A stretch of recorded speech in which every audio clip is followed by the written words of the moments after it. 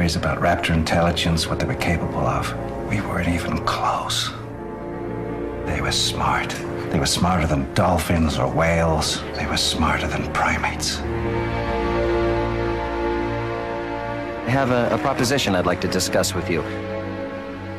I've chartered an airplane to fly us over Isla Sorna, and we'd like you to be our guide.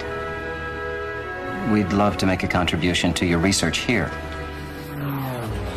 Bonjour à tous et soyez les bienvenus dans cette toute nouvelle vidéo d'État Critique. Aujourd'hui, nous allons attaquer le dernier chapitre de ma grande rétrospective consacrée à la mythologie Jurassic Park en revenant en détail sur la mise en chantier, la réalisation et l'analyse du troisième volet de la mythique trilogie. Étant donné que l'on va revenir sur pas mal de petits détails, j'ai décidé de changer la construction habituelle de mes vidéos critiques pour emboîter correctement celle-ci au cœur de ma rétrospective. Autrement dit, si vous devez situer cette nouvelle vidéo quelque part dans ma chaîne, positionnez-la entre la troisième et la quatrième partie des vidéos mythologie sur la franchise Jurassic Park. Avant toute chose, il faut savoir que Jurassic Park 3, notre film du jour, n'est pas un long métrage qui a une place de choix dans le cœur du grand public. Pourtant, moi, je vois ce troisième volet comme un symbole, l'emblème de la fin d'une époque dans le cinéma hollywoodien. Si Jurassic Park, premier du nom, a été une révolution technologique en imposant le numérique dans la confection d'effets visuels, il a également lancé une tendance transitoire entre le cinéma américain des années 80, une époque où les concepts les plus originaux ont jailli dans tous les genres, dans tous les styles, un temps où les messages et thématiques étaient parmi les blockbusters très clairement définis et balisé, une période où les films commerciaux se sont développés, où les budgets ont augmenté et où les suites se sont succédées un peu naïvement, et le cinéma américain des années 2000, plus sombre, plus ancré dans une réalité plus brute, plus torturée, plus percutante, aux intrigues plus fournies, laissant de plus en plus la place à des interprétations multiples des messages mis en avant. Le 11 septembre 2001 est sans doute à l'origine de ce virage. Le public d'aujourd'hui veut continuer à rêver en allant voir un long métrage, mais il veut rêver les pieds sur terre. Ce qui s'est passé le 11 septembre 2001 a défini de nouvelles règles dans la construction artistique des blockbusters des années 2000. Batman est devenu un personnage que l'on pourrait voir dans notre réalité. James Bond est devenu plus humain. La naïveté du slasher a laissé sa place à la sauvagerie du torture porn. La caméra subjective, premier présent lors des attentats, s'est de plus en plus démocratisée dans le cinéma hollywoodien. Et j'en passe.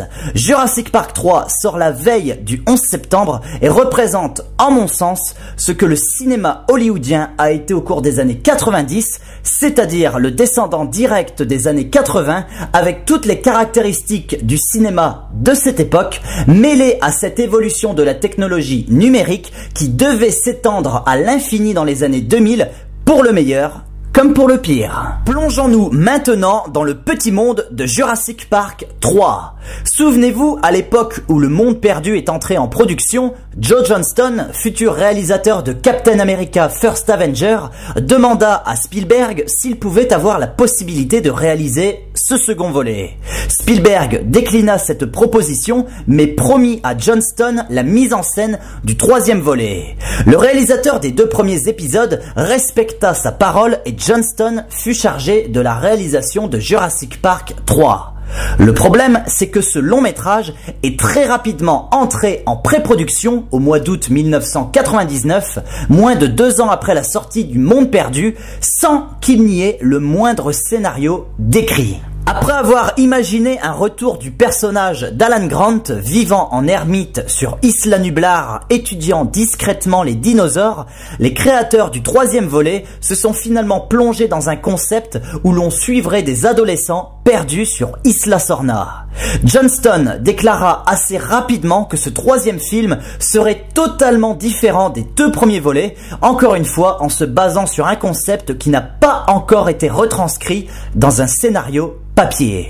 Finalement, une équipe de scénaristes va écrire un script divisé en 2 blocs, l'arrivée accidentelle d'Alan Grant et d'autres nouveaux personnages sur Isla Sorna et Une enquête menée par différents autres protagonistes sur le continent suite à des meurtres perpétrés par des ptéranodons échappés du site B. La pré-production du film évolue intégralement en fonction de ce concept scindé en deux. Seulement, Joe Johnston, 5 semaines à peine avant de débuter le tournage du film, décide de rejeter l'intégralité du scénario pour ne garder en tête que le premier bloc de ce qu'aurait dû être Jurassic Park 3. Nous sommes le 30 août 2000 lorsque le tournage du 3e volet de la saga Jurassic Park débute. Malheureusement, suite à l'annulation du concept en 2 blocs, ce 3e opus ne possède aucun scénario complet. De fait, pendant la production de Jurassic Park 3, le script de celui-ci sera complété au fur et à mesure des séquences tournées. Vous vous doutez bien qu'il est très délicat de réaliser un long métrage sans avoir une trace écrite solide. C'est pourtant bien de cette façon, aussi hallucinante soit-elle pour un film du calibre de Jurassic Park 3, que sera réalisé le 3e épisode de la franchise Jurassic Park. Par ailleurs, il sera décidé d'éloigner celui-ci des précédents volets en faisant d'un nouveau dinosaure, le Spinosaure, la nouvelle star du film, en incluant des ptéranodons dans certaines séquences, chose qui n'avait pu être faite dans le 2e volet malgré les souhaits de Spielberg, et de donner un look un peu différent au Vélociraptor après de récentes découvertes à leur sujet. Notons également que Jurassic Park 3 n'est l'adaptation d'aucune œuvre de Michael Crichton. Jurassic Park 3 sortira en salle le 7 février 2001 aux États-Unis, le 8 août chez nous en France. Sa sortie, contrairement à celle des 2 précédents volets, ne sera précédée d'aucun tapage médiatique.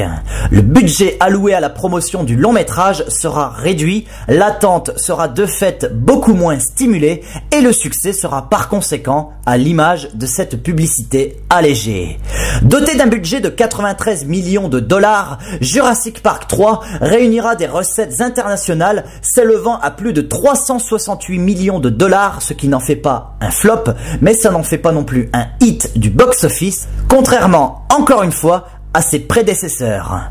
En France, ce 3e volet réunira un peu plus de 2 millions de spectateurs, ce qui est également un chiffre beaucoup moins important au regard des résultats des 2 premiers volets.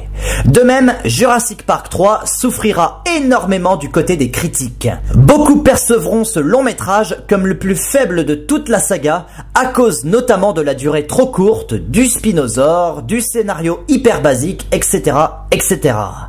C'est l'heure de la critique. Longtemps, j'ai moi-même été très critique envers le 3e volet de la saga Jurassic Park, le blâmant pour un peu tout ce que ses détracteurs lui reprochaient. Seulement, avec le temps, j'ai appris à observer ce long métrage un peu différemment, et aujourd'hui, il faut avouer que j'ai sans doute fait preuve de mauvaise foi, du fait d'une sacralisation un peu trop marquée dans mon esprit du film original.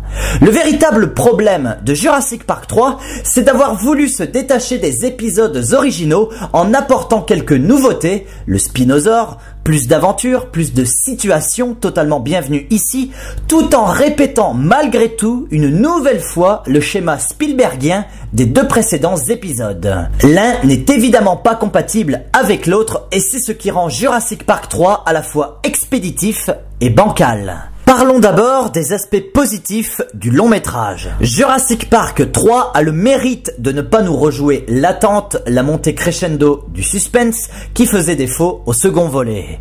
Joe Johnston a compris que jouer la carte de la surprise avec un rythme assez naïvement dosé au millimètre pour établir tout un contexte avant de faire apparaître les dinosaures, clou du spectacle, c'est une recette qui ne peut marcher 3 fois de suite.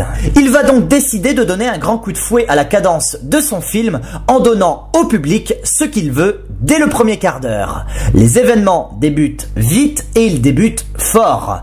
Crash de l'avion quasi instantané, attaque du Spinosaure, première victime, traque du Spinosaure, face à face avec le Tyrannosaure et combat entre le Spinosaure et le Tyrannosaure. Ça s'enchaîne vite, mais le film est lancé et l'ennui totalement évacué. Étant construit sur une succession de scènes de bravoure et autres séquences de terreur, Jurassic Park 3 joue la carte de la surenchère, la dernière carte qui pouvait lui rester dans son jeu après les 2 premiers films, assume son statut et s'impose ainsi comme un survival à la fois simple et divertissant.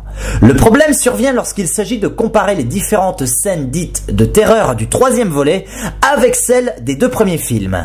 Dans Jurassic Park et Le Monde Perdu, il y a peut-être moins de séquences de terreur, mais elles sont mieux mises en place avec une angoisse habilement ajustée.